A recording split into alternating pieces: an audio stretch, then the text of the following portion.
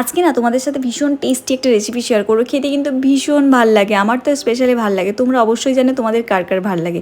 এখানে বড় চিংড়ি মাছগুলো মানে চিংড়ি মাছ ছিল, যেগুলোকে ছোটো ছোটো করে কেটে নিয়েছি আর নুন হলুদ দিয়ে ভেজে নিচ্ছি। আর চিংড়ি মাছের দাঁড়াগুলোও দিয়েছি, যেটা খেতে কিন্তু আমার ভীষণ ভাল লাগে। ভাজা ভাজা হয়ে এলে তার মধ্যে একটুখানি পাঁচফোড়ন, শুকনো লঙ্কা আর কুচনো পেঁয়াজ দিয়ে দিলাম, আর কিছু সবজি দিলাম, যার মধ্যে আছে বেগুন, আলু, পটল আর তার সাথে পেঁপে, যেগুলো একই রকমভাবে কেটেছি। তারপর ভালো করে কিন্তু ভাজা করে নিচ্ছি, পরিমাণ মতো নুন আর হলুদ দিয়ে কিন্তু এই সবজিগুলোকে একটু ভাজা ভাজা করে নিতে হবে। আর মাছটা কিন্তু এক্সট্রা করে আলাদা করে ভাজিনি, একসাথেই ভেজে মোটামুটি একসাথেই যতটা শর্টে করা যায় রান্না সেভাবেই করছি। আর কিছু মশলা বাটা দিলাম, যার মধ্যে আছে জিরে, আদা, তার সাথে শুকনো লঙ্কা, যেটা ভালো করে জল দিয়ে মিহি করে বেটে নিয়েছিলাম, সাথে একটু পোস্তও দিয়েছিলাম।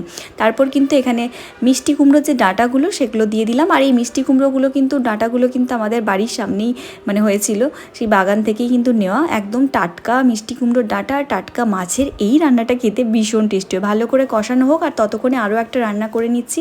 এখানে বেগুন আর আলুটাকে কিন্তু নুন হলুদ দিয়ে ভেজে তারপর তুলে সাইডে রেখে দেবো। আর তারপরে কিন্তু ট্যাংরা মাছগুলোকে কিন্তু ভেজে নিতে হবে।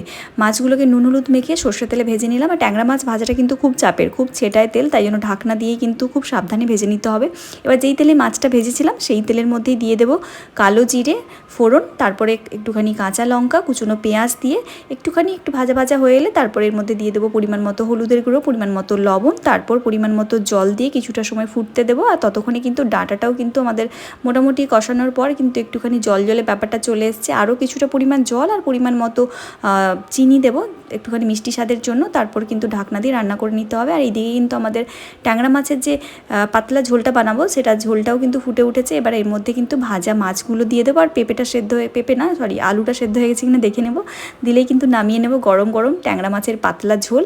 আর তার সাথে কিন্তু এই ডাঁটার তরকারি চিংড়ি মাছ দিয়ে। আর চিংড়ি মাছ দেওয়ার জন্য কিন্তু ডাঁটার তরকারিটা কি টেস্টি হয়েছে কি বলবো।